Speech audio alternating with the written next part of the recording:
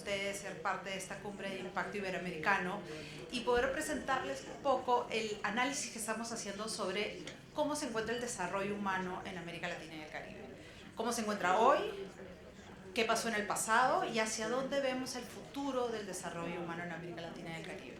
Esto es parte de un informe de desarrollo humano regional que acabamos de lanzar la semana pasada, estuvimos en Quito y en Trinidad lanzándolo, que es parte además de un grupo de informes de desarrollo humano que el PNUD viene publicando desde 1990.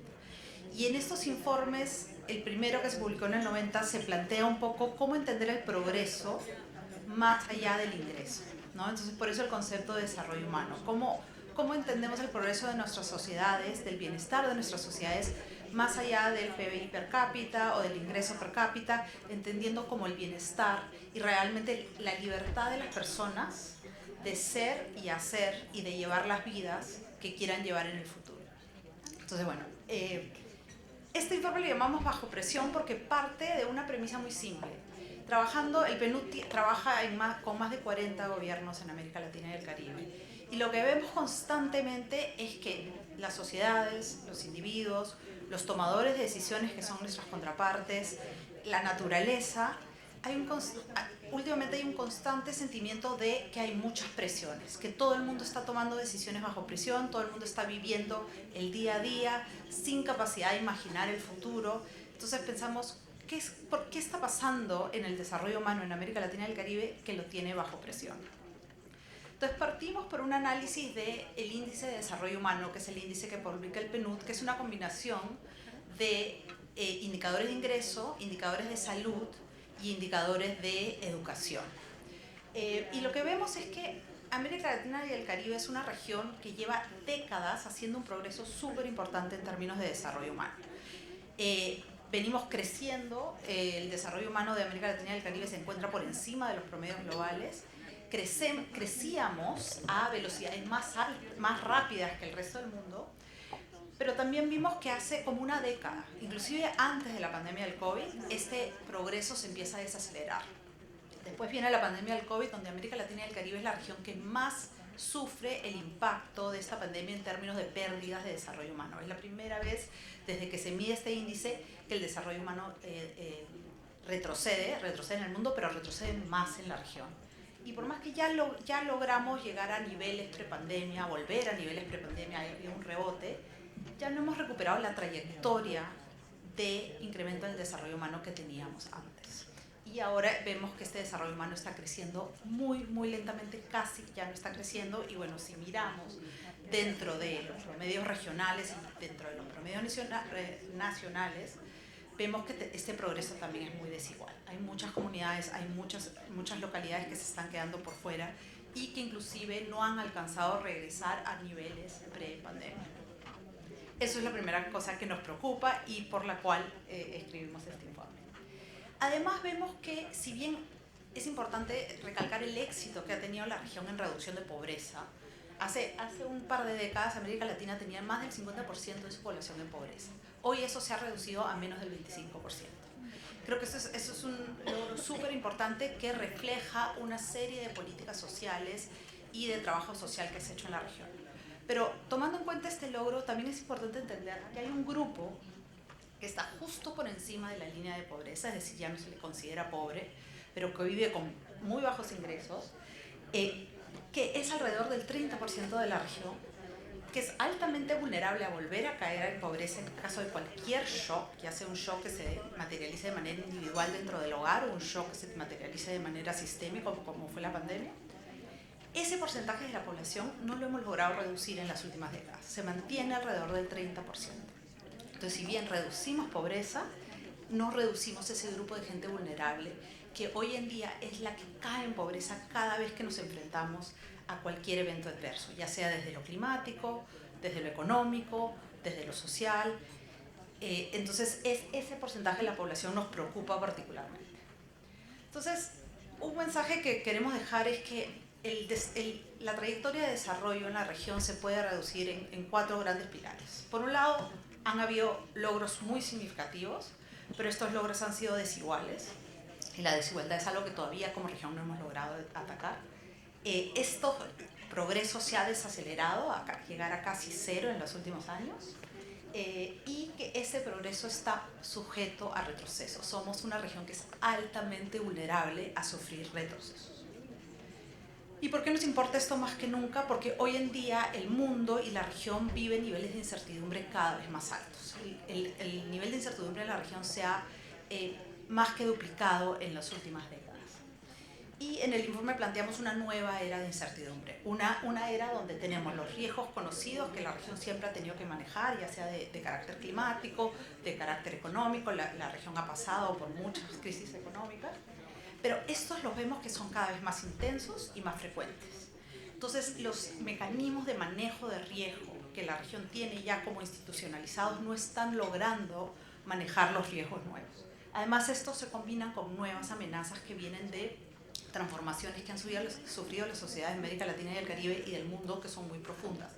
Transformaciones que tienen que ver con nuevas tecnologías que están moviéndose cada vez a mayor velocidad, una fragmentación social dentro de nuestras sociedades cada vez más profunda y un cambio, un clima cada vez más cambiante, ¿no? Y creo que dentro de estas presiones espero que vean reflejados los dos grandes temas de esta cumbre, que son los temas de naturaleza y educación. Entonces, además nos preocupa esta incertidumbre, no solo porque cuando se dan los shocks sufren retrocesos en desarrollo humano, sino porque el desarrollo humano en su esencia es que las personas tengan agencia, tengan capacidad de influir sobre su futuro, de tomar decisiones hoy que apoyen a que tengan un futuro mejor. Y en este contexto de incertidumbre es cada vez más difícil para las personas imaginarse un futuro mejor, invertir hacia un futuro mejor, planear para un futuro mejor. Entonces, por eso decimos que ya el desarrollo humano sin resiliencia no es viable, ¿no? También vemos, un poco relacionado a estos temas, que cada vez más vemos problemas de salud mental, temas de salud mental en la región. Vemos que en la última década la salud mental se ha deteriorado significativamente en la región, en todo el mundo en realidad, pero América Latina y el Caribe se encuentra por encima de los promedios globales y los promedios de países más avanzados en temas de ansiedad y de depresión. Entonces, bueno, para profundizar un poquito en cada uno de estos temas y aquí un poco profundizar también en los temas de esta cumbre, ¿qué vemos de las nuevas tecnologías? Estas plantean un potencial inmenso para ser motores de desarrollo en América Latina y el Caribe. América Latina y el Caribe es una región que no ha tenido grandes incrementos en productividad en muchas décadas. Las nuevas tecnologías podrían ser ese cambio.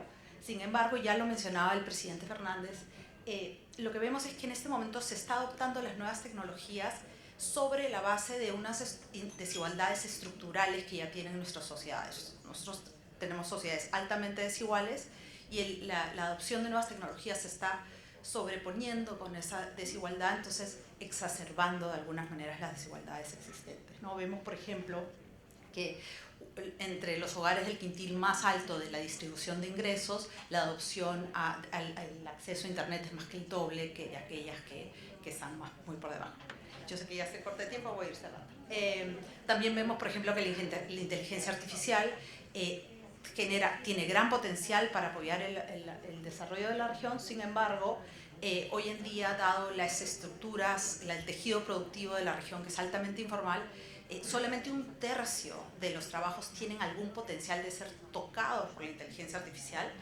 Dentro de este tercio, solo el 3% tienen peligro de ser automatizados. El problema en la región no va a venir por una automatización masiva, pero la gran mayoría no sabemos si la inteligencia artificial los va a lograr aumentar, que es lo que quisiéramos. Entonces aquí hay un riesgo de perder una oportunidad de incrementar productividad. También vemos que la región se ha vuelto la región más polarizada del mundo en cuanto a nuestras sociedades, y esto importa porque la fragmentación hace que la gobernanza sea cada vez más difícil. Ya se mencionaba en paneles anteriores, hace por ejemplo que la continuidad de la política pública, que la continuidad del trabajo que se hace para el desarrollo social sea cada vez más difícil. También abre espacio, esta fragmentación abre espacios para la expansión de crimen organizado, que es algo que estamos viendo muy fuertemente en la región, y también abre espacios para un aumento en flujos migratorios. No voy a entrar tanto en lo climático, solo para decirles que América Latina y el Caribe es hoy día una región donde La gente está altamente preocupada por el impacto del cambio climático en sus vidas. Cuando se les pregunta, la gente está hoy más preocupada que lo que estuvo el año pasado. Más del 69% de la región responde que sí, y esto es un promedio mucho más alto que lo que se ve a niveles globales. Esto es una región que vive el cambio climático muy de cerca. Para cerrar, ¿qué planteamos de acá en este informe, en el trabajo del PNUD y por supuesto donde vemos que hay un rol fundamental para el sector privado? Es que tenemos que pensar en la resiliencia en el centro de nuestras estrategias para el desarrollo. Resiliencia no entendida como aguante, no entendida como yo aguanto cualquier crisis que me vea, sino resiliencia como la capacidad de una sociedad, de una comunidad, de realmente sobrellevar shocks y eventos adversos sin que el bienestar de las personas se vea sacrificado y mucho menos de manera permanente. Entonces proponemos que esto tiene que permear en los instrumentos de política pública, los instrumentos que vienen del sector privado, por ejemplo el tema de seguros, hay mucho que hacer ahí. Desde las instituciones, cómo generamos instituciones que tengan capacidad de adaptarse a los nuevos riesgos que están pasando hoy en día, y desde la infraestructura, cómo generamos infraestructura que no solo sea resiliente al cambio climático y a los temas ambientales, pero también infraestructura que genere más cohesión social y que una y tenga capacidad de unir y de sobrellevar shocks a los sistemas, a los mercados, a los consumidores, etc.